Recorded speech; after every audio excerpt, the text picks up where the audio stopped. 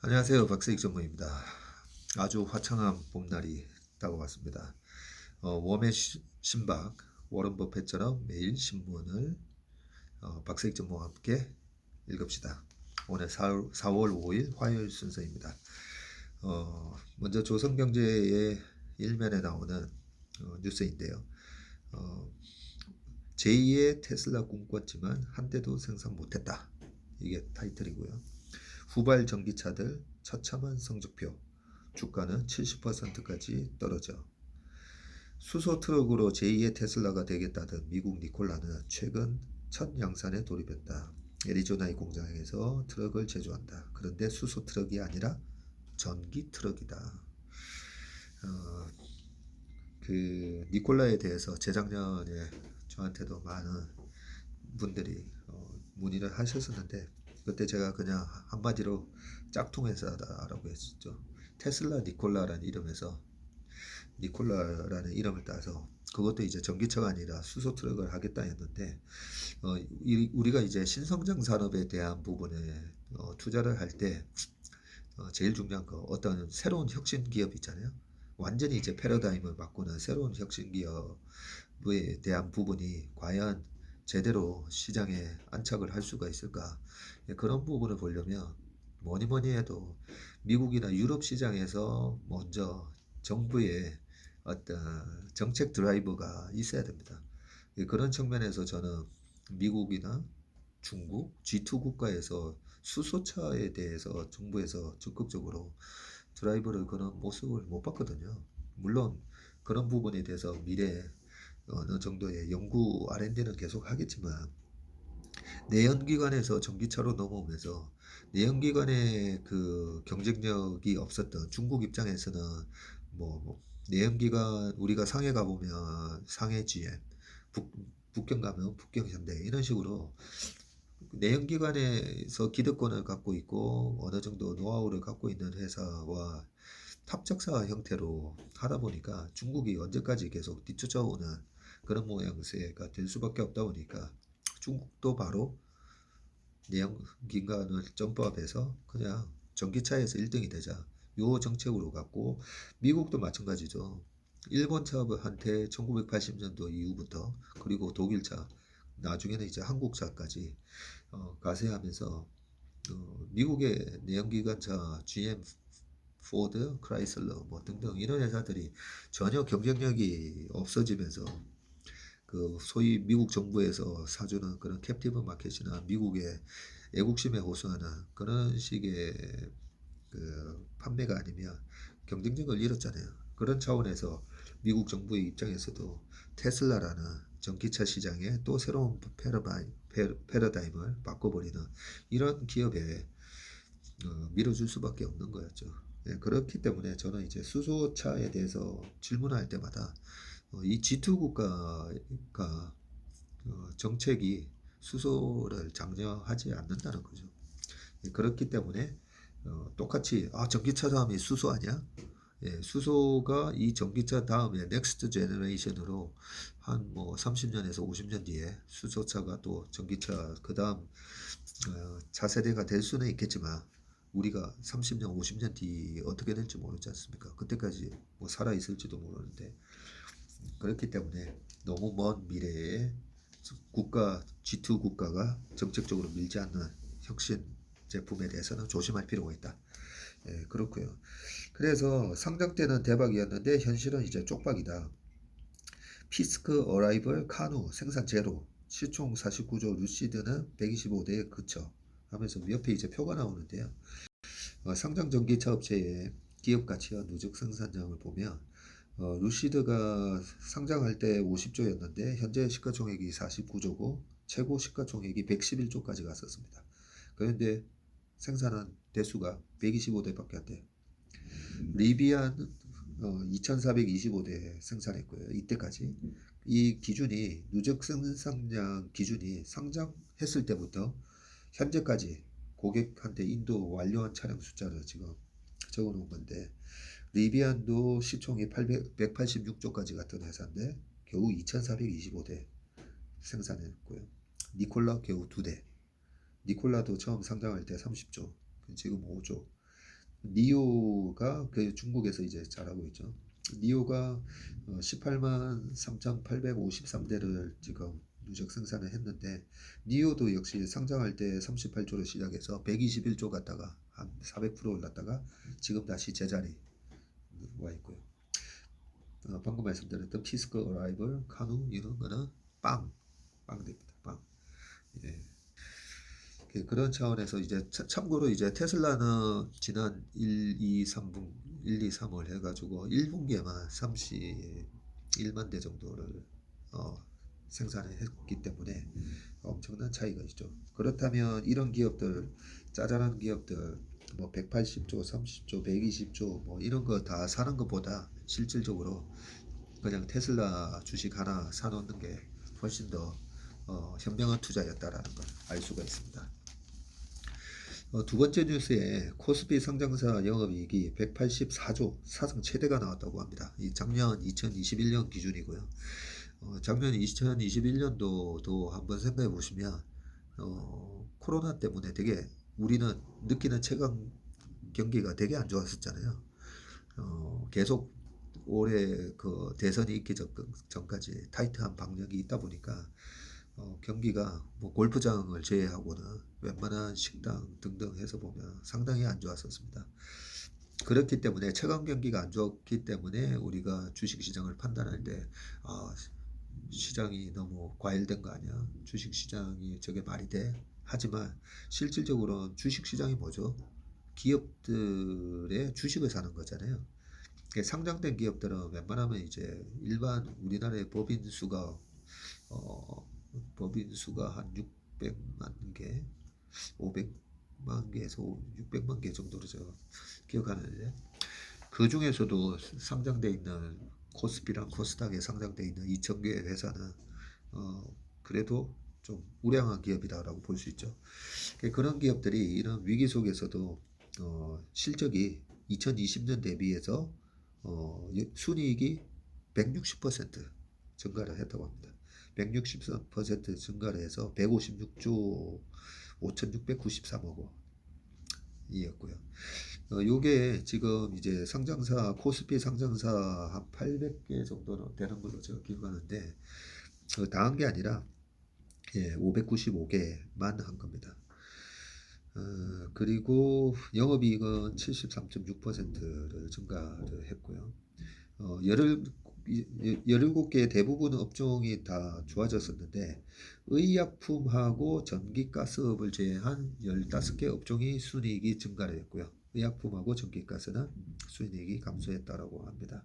전기가스는 아시다시피 한전 같은 경우에 유가가 급등을 하면서 어마어마한 손실을 지금 내고 있죠.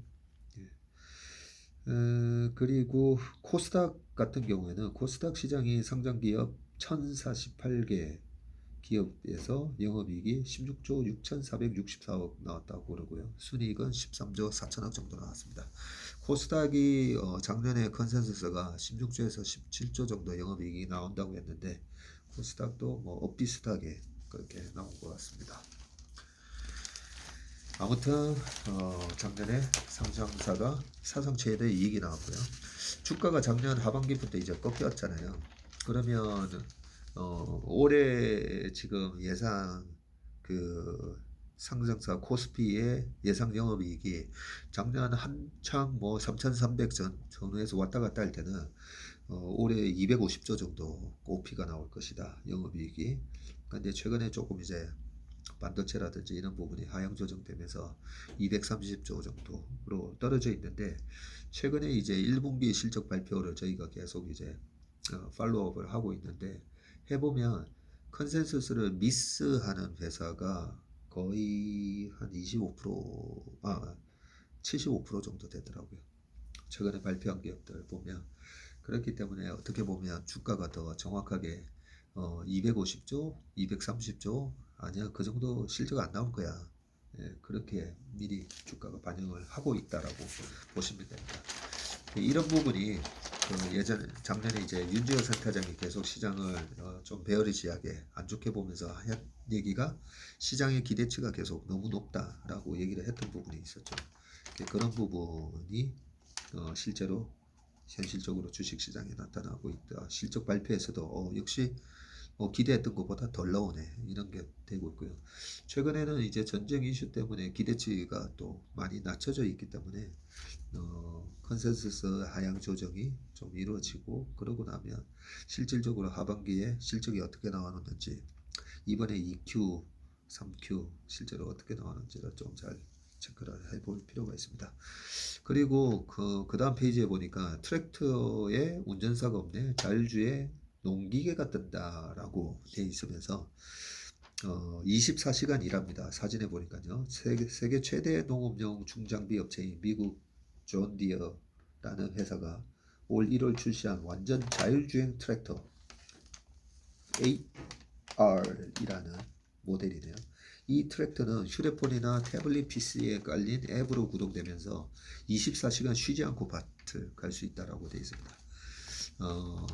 그러면 이런 트랙터의 시장 규모가 어떻게 되는지를 알 필요가 있는데 세계 자율주행 트랙터 시장 규모 추이가 105억 달러였었다가 2017년도에 지금 5년이 지난 시점에서 193억 달러 200억 달러니까 우리나라 돈으로 한 24조 그리고 2037년이 되면 278억 달러가 될 것이다 라고 되어 있는데 사실 우리는 이렇게 대규모로 자율주행을 하면서 이렇게 할 만한 그게 아니다 보니까 우리나라 시장하고는 크게 관련이 없을 것 같은데 이 부분이 이제 우리가 그 테슬라를 좋게 보는 이유가 자율주행 소프트웨어 때문이잖아요. 그런데 이제 아무래도 승용차에다가 다는 자율주행은 실질적으로 그 인명사고가 날 가능성 때문에 계속 이제 연구를 계속 하고 있는데 이 뭐 트랙터 같은 경우에는 뭐 사고 위험이 워낙 적다 보니까 이 자율주행의 기술이 이런 쪽으로 먼저 빠르게 투입된 그런 모습이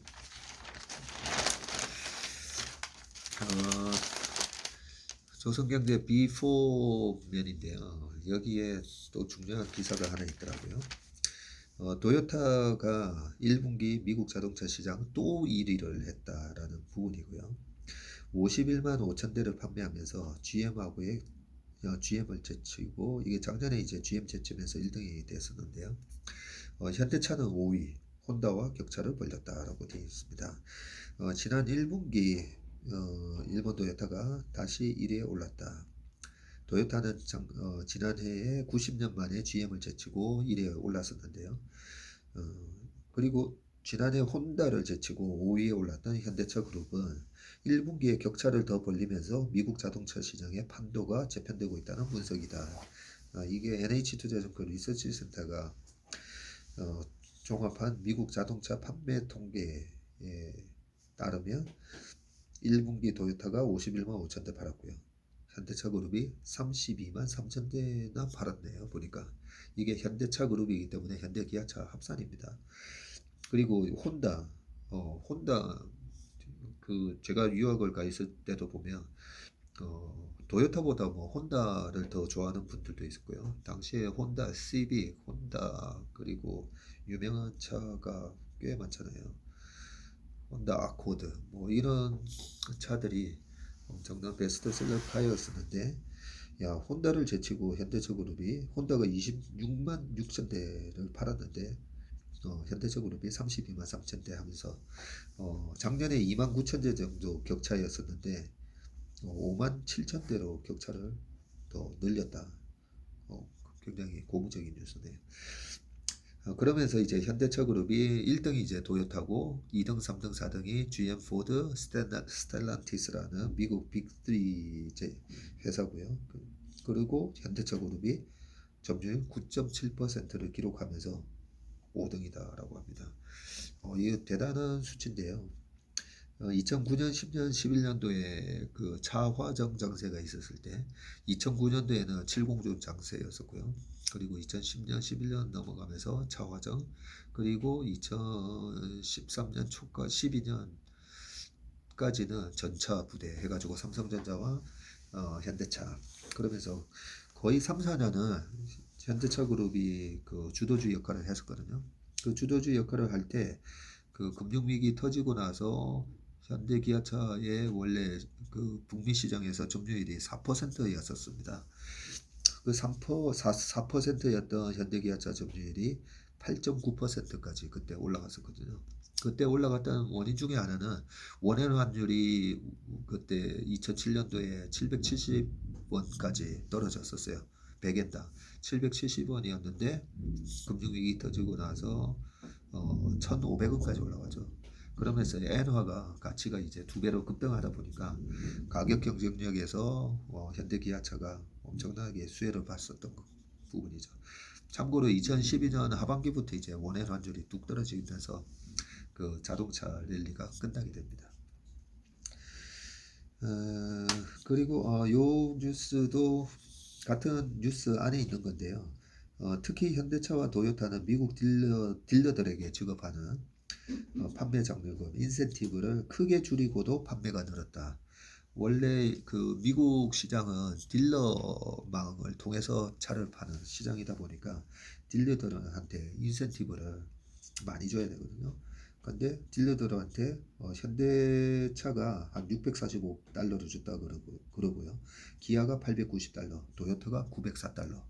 이런 식으로 딜러들한테 주는 인센티브를 줄였음에도 불구하고 현대토요타가 이렇게 판매가 늘었기 때문에 수익에도 아무래도 좋은 영향을 미치지 않았을까 그런 생각이 듭니다. 아침에 신문이 와서 아침에 출근 준비하면서 쭉 한번 봤던 기사 중에 중요한 부분을 메모했다가 방금 말씀을 드렸고요. 그리고 이제 경제신문에서 나온 기사 중에 중요한 부분들 몇 가지 또 알려드리겠습니다. 독설가 머스크 트위터의 최대 주주 등극을 했다. 앨런 머스크가 그 미국 SEC라고 있잖아요. 우리나라 감독원 같은 곳인데 미 SEC의 지분 9.2% 확보를 발표했다. 그러면서 이제 개장 전에 트위터 주가가 25%나 급등을 했고 머스크가 경영권을 인수할 수도 있다라고 되어 있습니다. 여기 CNBC에 증권사 미국 증권사 웨드부시의 이제 댄 아이버스 분석가가 CNBC에 나와서 이런 얘기를 했나 봐요. 머스크가 향후 트위터에 보다 공격적인 입장을 취할 수도 있다. 이는 일종의 경영권 지분 인수를 의미하는 바이아웃으로 연결될 수도 있다. 라고 말했다. 트위터를 애용하며 독서를 날리기로 유명한 머스크는 팔로워가 8천만 명이 넘는 파워 인플루언서이기도 하다. 하지만 지난 수년간 그가 트위터에 올린 글들로 인해서 테슬라 주가가 롤러코스터를 타며 비난을 받기도 했다. 라고 돼 있고요. 그러면 트위터에 그 대주주가 있을 거 아니에요. 그 트위터의 대주주가 그 잭 도시라고 있는데 이렇게 적혀 있습니다. 2020년도에 그 행동주의 헤지펀드 엘리엇 매니지먼트의 표적이 됐었네요. 트위터가. 그리고 엘리엇은 당시 트위터 창업자이던 CEO인 잭 도시가 온라인 결제 업체인 스퀘어를 운영하면서 트위터에는 관심을 쏟지 않는다고 주장을 했고 그러면서 도시가 지난해 11월 달에 트위터의 CEO를 사임을 했었는데요. 사임을 했었고 여전히 지분 2.25%를 보유하고 있다. 아니 겨우 2.25%밖에 안 되네요. 머스크가 이제 9.2% 확보했으니까 거의 뭐 주인이 바뀌었다고 봐야 되겠네. 이렇게 될 듯합니다. 그리고 서울경제 뉴스인데요. 상하이 봉쇄에 테슬라 공장 8일째 셧다운이 됐다. 역대 최장기간 가동 중단이고 농심 등도 재개 일정을 못 잡고 있다. 중국의 경제 수도 상하이의 확진자 증가세가 이어지면서 현지 생산 시설의 가동 중단이 장기화되고 있다. 미국 전기차 업체 테슬라는 공장 가동 후 최장기간 조업을 중단한 상태이며 농심 등 일부 한국 기업도 생산 라인이 멈춰 도시 봉쇄가 더 길어질 경우에 타격을 피할 것으로 전망된다라고 했고요. 원래는 4일부터 공장 가동을 테슬라가 하려고 했는데 현재 그 3일 로이터 통신에 따르면 4일부터 공장 가동을 재개하려던 계획을 취소했다라고 그러네요. 테슬라는 상하이시가 동서로 나눠 봉쇄를 시작한 지난달 28일 상해가 보면 그 푸동강을 중심으로 그 동쪽은 푸동 지역, 서쪽을 이제 푸서, 그러니까 푸시 지역이라고 하죠. 그래서 이 28일부터 상하이 푸동 지역에 위치한 기가 팩토리의 가동을 중단해 왔다. 당초 푸동 봉쇄가 끝나는 지난달 31일까지 가동을 중단할 계획이었으나 푸시 봉쇄가 이어지자 푸동에서 이제 푸서 지역까지 봉쇄가 이어지자 3일까지 이를 연장한 바 있다. 테슬라는 4일 현재 2019년 말 상하이 공장 가동 이래 2019년 말에 이제 상하이 공장이 가동이 됐었는데 제작 기간이 8일 연속 조업을 중단하고 있으며 재가동 시기는 알려지지 않았다라고 하는데 저희 회사 직원들의 그 중국 직원 왕정 차장이 있잖아요. 차장의 얘기에 따르면 이 봉쇄가 그렇게 오래 가지는 않을 거다라는 얘기를 합니다. 그 다음에 서울경제뉴스고요. 적기지 공격 능력을 보유해야 된다라는 목소리를 키우는 일본. 이게 러시아 우크라이나 전쟁 때문에 아마 일본에서 또 공격력 이걸 이제 또 키워야 된다 이런 얘기를 한 것 같습니다. 러시아의 우크라이나 침공 이후 무장 강화 목소리가 커지고 있는 일본에서 적기지를 공격할 수 있는 능력을 보유해야 된다는 움직임이 본격화한 것으로 보인다. 아베 신조 옛날 아베 신조가 또 뭐라 했나 보네요. 아베 신조 전 일본 총리는 핵 공유 정책을 논의해야 한다고 주장한 데 이어 일본 방위비를 국내 총생산 GDP의 2% 수준으로 늘려야 한다고 얘기했다라고 합니다. 요 얘기는 지난주 뉴스에도 나왔던 얘기인데요. 그 독일뿐만 아니라 이번에 우크라이나 전쟁을 보면서 각국의 나라들이 뭐 폴란드 같은 경우에도 얼마나 걱정이 되겠습니까, 그죠? 그 옛날에 이제 같은 소련 연방이었던 우크라이나가 저렇게 박살나는 걸 보고 폴란드뿐만 아니라 여러 나라들이 체코 그리고 뭐 독일까지 GDP의 보통 한 1%에서 1.5% 보통 수준이었는데 일본도 통상 GDP의 1% 이내에서 방위비가 측정이 됐었는데 독일도 얼마 전에 2%까지 올리겠다. 일본도 올리겠다. 뭐 대만, 우리나라 등등 다 뭐 비슷한 흐름이 이어지겠죠. 예, 결국 이렇게 되면 우크라이나 전쟁의 가장 큰 수혜를 본 국가는 역시 미국이다라는 그런 걸 우리가 알 수가 있습니다. 요게 저금리의 덩치 커진 일본 메가뱅크 탑3의 총자산이 GDP의 1.5배가 넘었다라고는 뉴스가 있네요. GDP 대비 주요 은행 자산의 비중이 이 탑3에 일본에서는 이제 탑3가 미쓰비시 UFJ 그 다음에 미쓰이 스미토모 뱅크 그 다음에 미주뱅크 등 3대 메가뱅크가 있는데 2021년 말 총자산이 842조 엔 우리나라 돈으로 거의 한 8,400조 정도 되는데 명목 GDP가 542조 엔이니까 명목 GDP 대비해서 1.5배나 이래 커졌다라고 하고요. 이게 20년 전에 2001년도에 GDP 대비 0.84배였다고 합니다. 그러면서 이제 2배 가까이 커졌는데 미국이 0.5배고 중국이 1.16배 그리고 스위스가 2.68배인데 일본이 1.5배. 스위스 같은 거는 뭐 다 아시다시피 중립국의 지위를 유지를 하면서 각 여러 나라에서 그 스위스 은행이 안전하다 해서 그 각국의 부자 기업들이 스위스에다가 계좌를 터서 돈을 넣어 놓다 보니까 GDP 대비 큰 2.68배를 기록을 하고 있다라고 보면 되고요. 이렇게 몸집을 불려 나갔는데 장기 불황인 일본에서 대출처를 찾지 못한 은행들이 해외로 눈을 돌리면서다. 2016년 일본 은행이 마이너스 금리 정책을 시행하면서 민간은행은 급격하게 몸집을 불려 나갔다. 이게 우리나라에도 그 엔화 대출을 과거 2008년 금융위기 리만 사태 터지기 전에 원엔 환율이 이제 770원까지 떨어지다 보니까 엔화는 이제 마이너스 거의 뭐 제로 금리였잖아요. 그러니까 저금리의 제로 엔화를 빌려서 그 의사분들이 굉장히 많이 엔화 대출을 썼었습니다.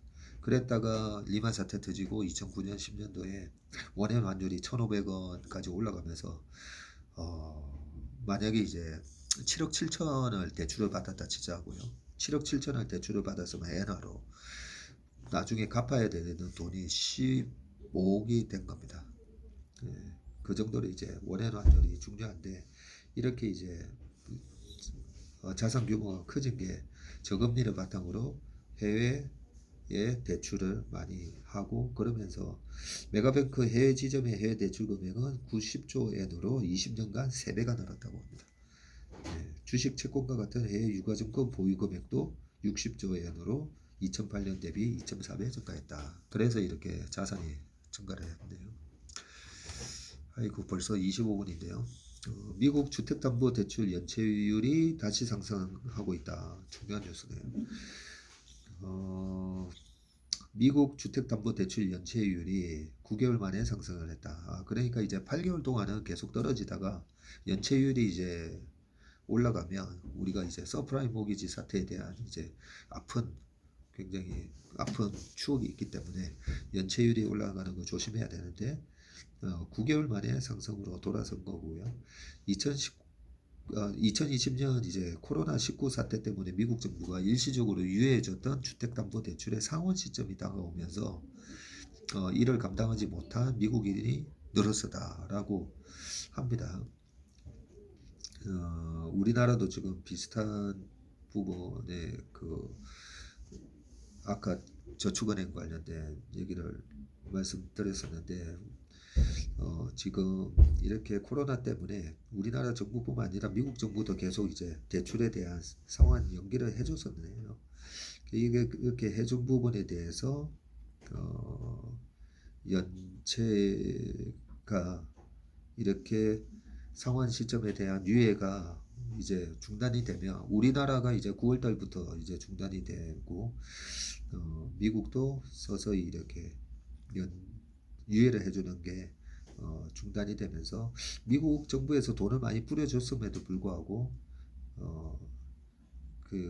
제대로 돈 관리를 못하고 또 어려운 개인들의 이런 주택담보 연체가 다시 이제 증가하는 모습을 보이는 것 같습니다. 이런 경우에는 이제 연체율이 만약에 이제 증가하는 게 지금은 이제 3.36%로 전월 3.30%보다 0.6%포인트 이제 올랐다라고 하는데 이 연체율이 만약에 이번에 페드의 금리 인상과 함께 만약에 6개월 아니면 9개월 내내 연체율이 올라간다. 그러면 조심을 해야 되겠죠.